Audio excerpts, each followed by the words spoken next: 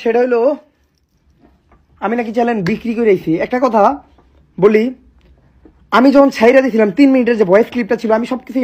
Hello বন্ধুরা, কেমন আছেন সবাই? আশা করি সকলে অনেক অনেক ভালো আছেন। আর ব্যাড ব্রাদার্সে থাকছেন না ওমর ভাই, আর আমরা এই বিষয়টি সকলেই নিশ্চিত হয়ে গেছি। তবে কেন থাকছেন না তিনি ব্যাড ব্রাদার্সে, আর আজকের এই ভিডিওতে আমি আপনাদের একদম ক্লিয়ার করে দিব। যেহেতু আজকের এই ভিডিওর মাধ্যমে সবকিছু ক্লিয়ার হতে পারবেন, তাই এই ভিডিওটা স্কিপ না করে সম্পূর্ণ দেখবেন। আর চ্যানেলে নতুন হলে অবশ্যই চ্যানেলটিকে সাবস্ক্রাইব করে রাখতে পারেন এরকম প্রতিনিয়ত ভিডিওগুলো পাওয়ার জন্য। তো চলুন ভিডিও শুরু করি। তারাই আমারে ভাঙছে, যা করে আমি বানাই। 10 জনের নদীতে ফালাই দিয়ে একা কখনো তীরে ওঠা যায় না। আমি চুপচাপ থাকতে পছন্দ করি বইলা আমার দুর্বল ভাইব না।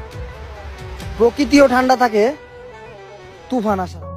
কিছুদিন আগে আমরা ওমর ভাইয়ের একটি ব্লগ ভিডিওতে দেখেছিলাম যে তিনি একটি ইয়ামাহা MT-15 মডেলের একটি বাইক ক্রয় করেন। আর এই বাইকটি ছিল তার ড্রিম। তিনি সকল টিম মেম্বারদের মাঝে শেয়ার করতেন যে তার একটি ড্রিম বাইক, আর এই বাইকটির নাম হলো ইয়ামাহা MT-15। আর এই বাইকটি ক্রয় করার সময় ব্যাড ব্রাদার্সের অন্য কোনো টিম মেম্বার ছিল না তার সাথে।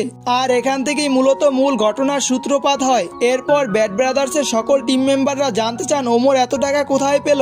তখন তিনি বলেন যে ব্যাড ব্রাদার্স গেমিং চ্যানেল থেকে যে টাকা আর্ন হয়েছে সেই টাকা দিয়ে তিনি এই বাইকটি ক্রয় করেছেন। এরপর তারা বলেন যে ব্যাড ব্রাদার্স গেমিং চ্যানেল থেকে মোট টাকা আয় করা হয়েছে 2.5 লক্ষ প্লাস।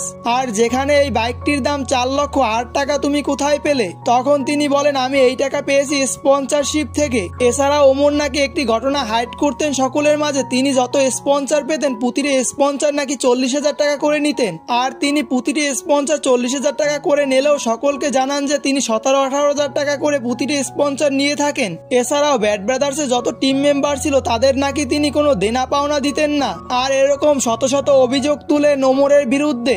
এছাড়াও তারা একটি স্ট্যাম্প নিয়ে হাজির হন এবং সেখানে ওমর সিগনেচার করেছেন যে ব্যাড ব্রাদার্স টিম থেকে যত দেনা পাওনা ছিল তিনি সব মিটিয়ে নিয়ে চলে গেছেন। আর এর প্রসঙ্গে ওমর একটি লাইভের মাধ্যমে জানান যে তাকে ব্যাড ব্রাদার্স থেকে বের করে দেওয়া হয়নি, তিনি নিজেই বরং ব্যাড ব্রাদার্স ত্যাগ করে চলে এসেছেন। আর এরকম অনেক কথা ছিল যেগুলোর মাধ্যমে তারা সকলের মাঝে জানিয়ে দেন যে কি হয়েছিল ব্যাড ব্রাদার্সের মাঝে। আর আমরা হয়তোবা সকলেই জানি যে ওমর ভাইও একটি ইউটিউব চ্যানেল খুলতেছেন, তো তার জন্য শুভকামনা রইল। তো ভালো থাকবেন। আজকের এই ভিডিওটা এই পর্যন্তই ছিল। আর ভিডিওটা ভালো লাগলে চ্যানেলটিকে সাবস্ক্রাইব করে রাখতে পারেন। ধন্যবাদ সকলকে না টেনে এই ভিডিওটা সম্পূর্ণ দেখার জন্য।